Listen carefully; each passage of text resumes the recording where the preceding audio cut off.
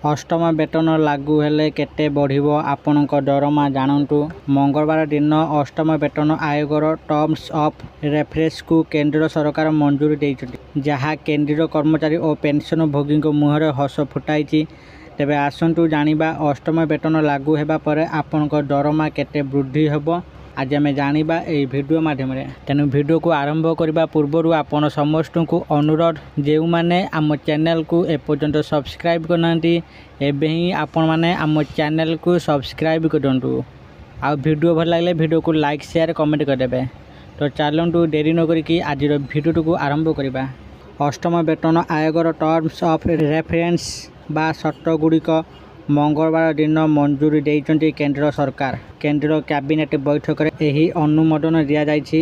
एबे आयोग गठन हेबार 18 मास मध्यरे एहा सुपारिश प्रदान करिबो बोली बैठक रे केंद्र मंत्री अश्विनी वैष्णव सूचना देइछन्ति। सरकार 2025 जनवरी रे एही आयोग गठनर घोषणा करथिले।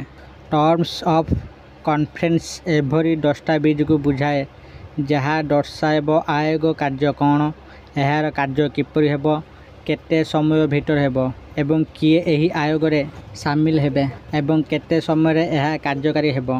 पुराना धारा को जदि देखा जाए तेबे सुपारिश गुड़िक संपूर्ण कार्यकारी करबा पई 2028 पर्यंत अपेक्षा करबा को पड़ी पारे। कर्मचारी को 17 और 18 मास रे बकेया एककालीन किंबा किस्ती रे मिलिबो। एहा द्वारा उपकृत हेबे 50 लाख कर्मचारी और 69 लाख पेंशन भोगी। अष्टम वेतन आयोग अधीन रे दरमा केते बढ़िबो ताहा फिटमेंट फैक्टर एवं डीए उपरे निर्भर करे। सप्तम वेतन आयोगर फिटमेंट फैक्टर थिला 2.57। अष्टम वेतन आयोग रे एहा 2.46 रही पारे बोली अनुमान करा जाउछि। अष्टम वेतन आयोग एक अस्थायी संस्था हेबो। एथिरे जणे अध्यक्ष, जणे पार्ट टाइम सदस्य ए जणे मेंबर सेक्रेटरी रहिबे। कमिशन अध्यक्षता करिबे सुप्रीमकोर्टर पूर्वतन विचारपति रंजन प्रकाश देसाई। सूचनायोग्य केंद्रीय वेतन आयोग को किछि वर्ष व्यवधान रे पुनः गठन करा जाय थाए, जहा द्वारा वेतन व्यवस्था पेंशन भरी विषय उपरे विचार करा जाय परिबो। कमिशन देखि थाए जे कोन परिवर्तन लोड़ा, ताहा अनुसार यह सुपारिश प्रदान करिथाए। साधारणतः एही सुपारिश गुड़िक प्रति 10 वर्ष पर लागू करा जाय थाए। उक्त हिसाब रे 2026 जनवरी पहिलारु नुआ वेतन आयोगर सुपारिश गुड़िक लागू हेबा कथा। फिटमेंट फैक्टर कर्मचारी दरमा और पेंशन निर्णय करिथाए। पूर्वतन अर्थ सचिव सुभाष चंद्र गर्गଙ୍କ अनुଯାयी केंद्र सरकार 1.19 रु 2.08 पर्यंत फिटमेंट फैक्टर अनुमोदन करछन्ति। हेले जेसीएम र सचिव शिव गोपाल मिश्र और कर्मचारी संघ गुड़िक 2.86 फिटमेंट फैक्टर सुपारिश करिसेंति। जदि फिटमेंट फैक्टर 2.86 लागू हुए तेबे कर्मचारी दरमा केते वृद्धि हेबो आसंतु जानिबा।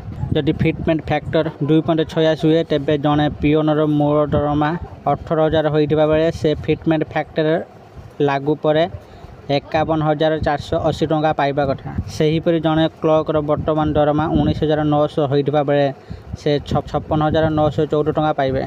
जदि जणे कनेस्टेबल वर्तमान दरमा 21,700 टंका होइथाए तेबे से 62,062 टंका पाइबार संभावना रही।